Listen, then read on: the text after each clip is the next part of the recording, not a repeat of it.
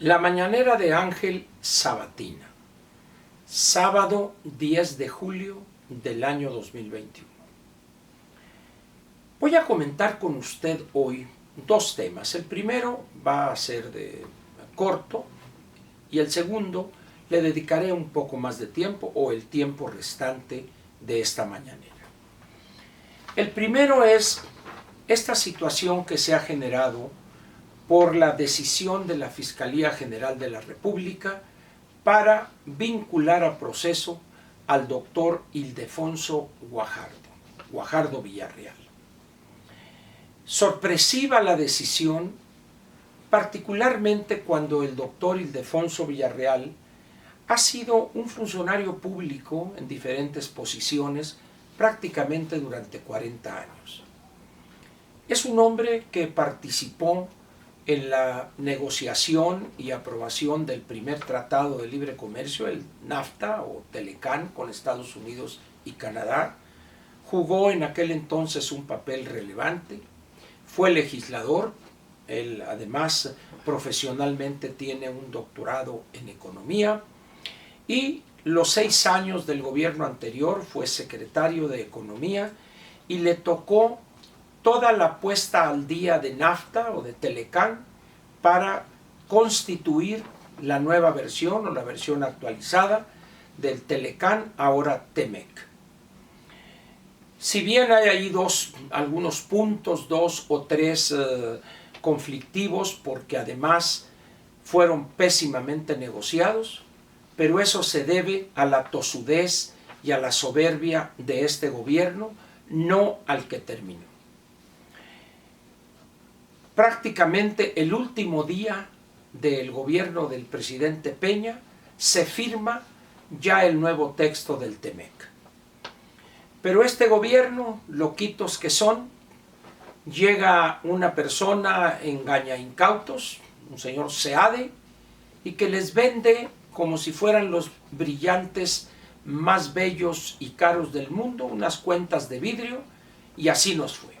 Hoy las partes donde México está más débil es en esos apartados o en esos temas donde este gobierno metió la mano.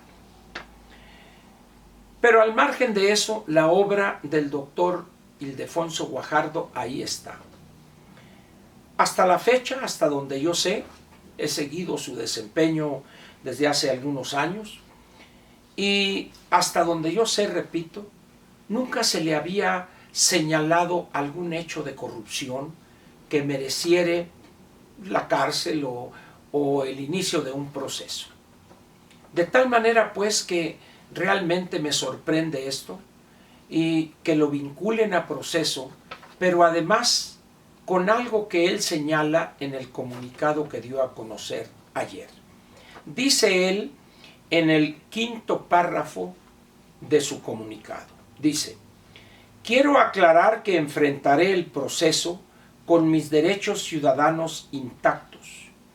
De hecho, el juez que lleva el caso fue muy correcto al corregirle la plana a la Fiscalía que quería impedir mi toma de protesta como diputado. Confío en la imparcialidad del Poder Judicial de la Federación. Aquí en este párrafo está la razón fundamental de esta chicanada o de este uso perverso de la justicia, que no sería el primer caso que lleva a cabo este gobierno. Una cosa es vincularlo al proceso por la presunción de la comisión de un delito y otra es adelantarse y decir: juez, que no tome posesión como diputado federal. A ver, ¿qué tiene que ver una cosa con la otra? Ahí es donde exhibe este gobierno su perversidad. Estamos ante un claro ejemplo de un uso político de la justicia y de quizá un acto de venganza de personajes pequeños y mezquinos. El doctor Ildefonso Guajardo participó en una encuesta en su partido, el Partido Revolucionario Institucional, con miras a ser candidato a la gubernatura de su estado natal, Nuevo León. Es derrotado, gana el licenciado Adrián de la Garza y el doctor Guajardo se incorpora a su equipo de campaña en la parte económica. De haber ganado el licenciado de la Garza, con toda seguridad, habría ocupado una posición relevante en materia de desarrollo económico, de atracción de inversión extranjera, etcétera, etcétera. Sin embargo, no fue así. Ganó un individuo frívolo, un joven que tiene nulos conocimientos de administración pública, nunca ha participado en un gobierno, en el Poder Ejecutivo, y sus frivolidades durante la campaña y el tiempo que permaneció en el Senado de la República nos permiten vislumbrar un desastre peor que el de el actual gobernador, el señor Jaime Rodríguez. Pero bueno, el voto de los ciudadanos así es.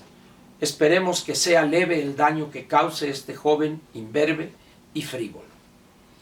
Pero el caso del doctor Guajardo preocupa, porque si bien es un hombre que tiene credenciales de rectitud y de eficiencia como funcionario público, el uso perverso de la justicia, empezando desde la Unidad de Inteligencia Financiera y luego el caso de la Fiscalía, donde el fiscal general se le conoce más en este gobierno por hechos como un plagio de un supuesto libro que él escribió, cuando en realidad plagió algunas partes, también por utilizar su poder en un acto de prevaricato de la ley, metiendo a la cárcel a parientes de un hermano que falleció de él, y luego su interés en este conflicto que hay en la Universidad de las Américas en Puebla, etcétera, etcétera.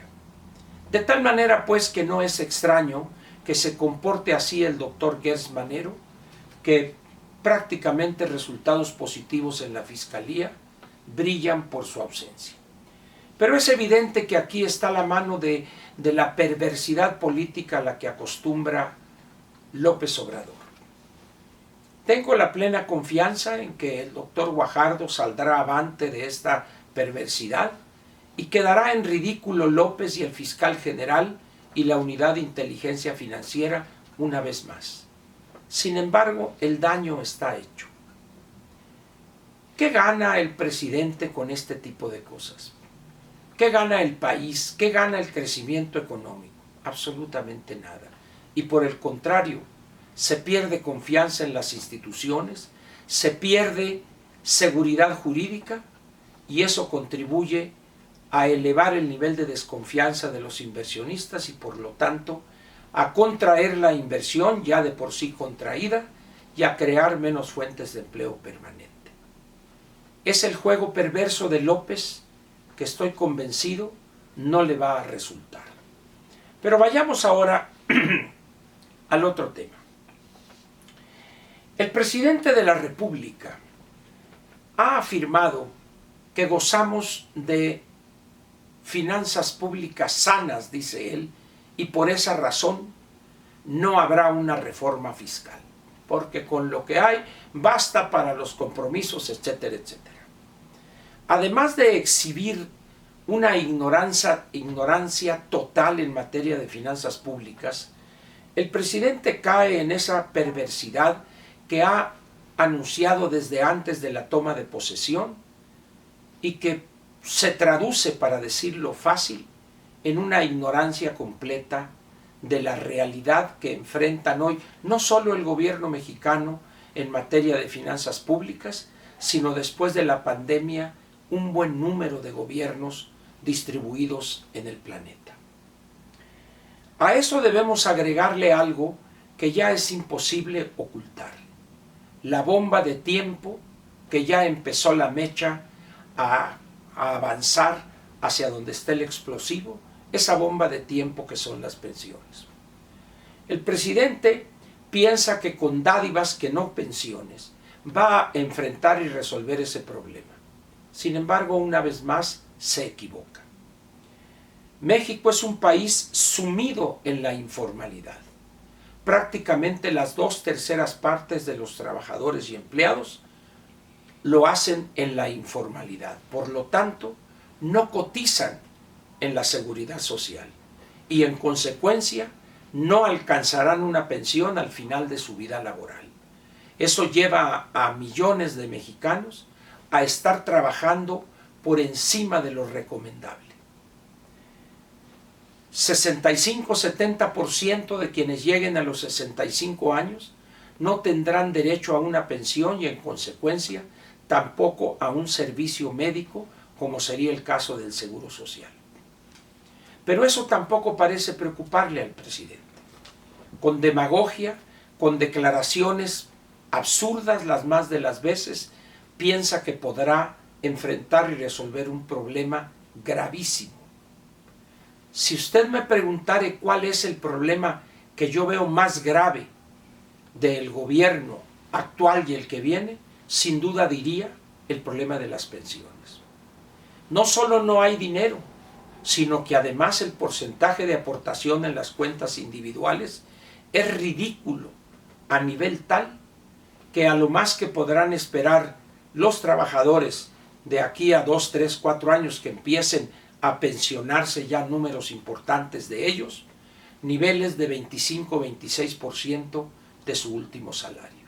Y eso va a generar un grave problema político en el país. Pero al presidente eso no le preocupa.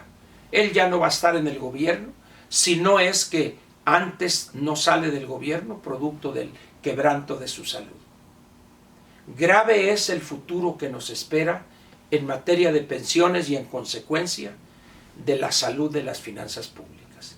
Si usted me lo permite, y a sugerencia de una persona que me ve en este espacio de Platica con Ángel, voy a dedicarle a este tema, la parte demográfica y sus efectos en materia de pensiones, unas 2 o 3 mañaneras para tratar de darle a usted un panorama general. Espero poder hacerlo con claridad para que usted se decida a ahorrar pensando en la pensión que esperaría usted construir, no tener como dádiva, sino construir después de 25, 30 o 35 años de vida laboral. Empezaremos la semana próxima con esos programas. Por lo pronto le agradezco su presencia aquí y lo espero mañana en la Dominical. Le doy las gracias y una aclaración sencilla. Estas mañaneras me han enseñado mucho más de lo que no pocos piensan. Al tratar temas que están relacionados con la gobernación de este gobierno encabezado por López Obrador, me he podido dar cuenta del daño gravísimo que ha hecho el presidente con sus desatinos y ocurrencias, pero también de lo peligroso que es en una democracia cuando llega un presidente ignorante, inexperto, incapaz para la gobernación, el daño que representan los lacayos, los siervos, los que inclinan la cerviz ante un gobernante demagogo. En mucho me ha ayudado este ejercicio de comunicación para darme perfectamente cuenta de ese peligro que enfrenta México, su economía y el crecimiento de la misma. Gracias pues, y lo espero mañana en la Dominical.